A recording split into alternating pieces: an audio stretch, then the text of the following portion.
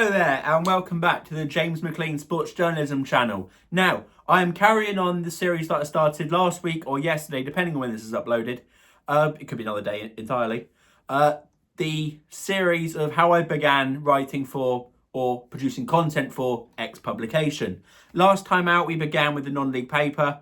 As I said, that's a great way to make your break into sports journalism. And the reason why I started with that one,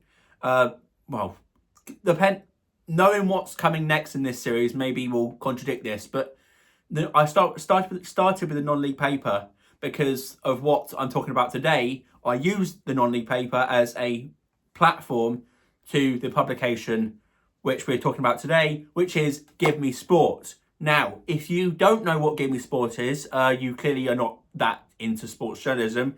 It's pretty much a massive sports website that takes on any kind of sporting story there is and has a pretty big following. I think on Facebook it's got, I don't want to speculate here because I don't actually know the actual number, but I think it's 7 million likes or / followers. So it's pretty big.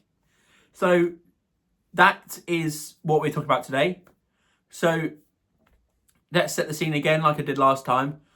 It's April 2025. I'm still in the early stages of my sports journalism journey. Apologies if I'm speaking so fast, but that's just how I speak. So I came across a ad. It's not really an ad, but I was searching the web for other ways to break into sports journalism. I've said that word so many times, but I was looking for other bylines for it. I didn't want to just bank on one because our lecturers say even a 2-1 with loads of experience is better than a first with no experience. So I went down that route. So I went on GiveMeSport. I had looked previously and seen the trainee writer job, which is what the position I am in now. So obviously I clicked on that, saw the requirements. I think it was just a standard CV, cover letter and some work samples. I didn't go for it straight away because I wasn't sure how I balance it all. I was just sort of searching for what's out there. And then I had an epiphany, if you like, that I'm just going to go for it. So I went back on the GiveMeSport website. As I said, this is in April 2025. Saw the job was still there. I think it is now. I think it's always just stood there. It's always there. So if you want to have a pop at it, go for it. 'Cause as I said, it'll always be there. So I filled that out. Then about a week or so later, which is actually quite funny because I was having a pretty bad day before I got this accepting email. I was having a bit of a row with one of my other byline people. I won't go into too much detail, but I was not the best pleased in the early part of that day. Then I can picture when I got the accepting email, I'm sat right here playing the Xbox. Yes, I'm 21 years old, but give me a break, will you? So I was doing that. Then just on the off chance, I checked my phone and it was an email from the GiveMeSport Academy manager saying, well done, you've been accepted. Just laying out all the how it works. So stuff like that. And then great explanation here, James. I've forgotten what it was. He asks, plain and simple, when can you do your first shift? Because that's what the main point of that was, just try and get me on a shift and get me writing. So I gave him that date.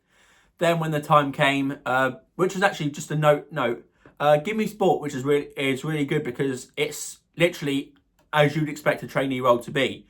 There's no contract. You're not obligated to write X amount of articles per day, per week. You literally do it as you can. So I started off doing about one a week if I could, then progressing to 2 a week as 2025 went on and into 2026. But I've cut back on that now because uni, as I said, in the second year is hard. Okay, I'm just going to say it now. Second year sports journalism, especially in the uni that I'm in, is tough. All right, so I haven't really done much recently on it, but that's not the point.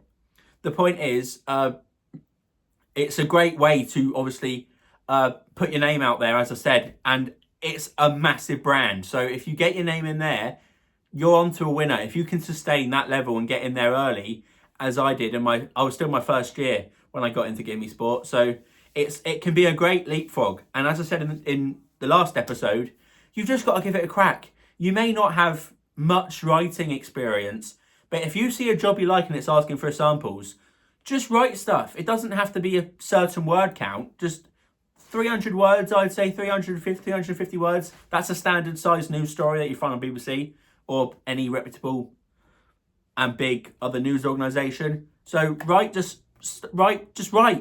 It's as simple as that. Just write, pitch it out there, and you never know what's going to happen. All right.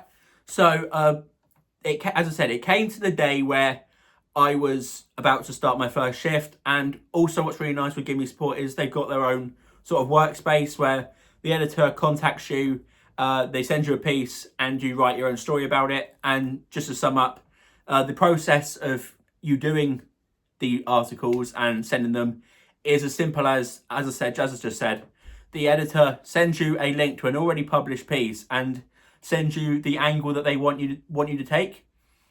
So it's as simple as reading the article, reading what the editor wants, and you shaping it in your own style.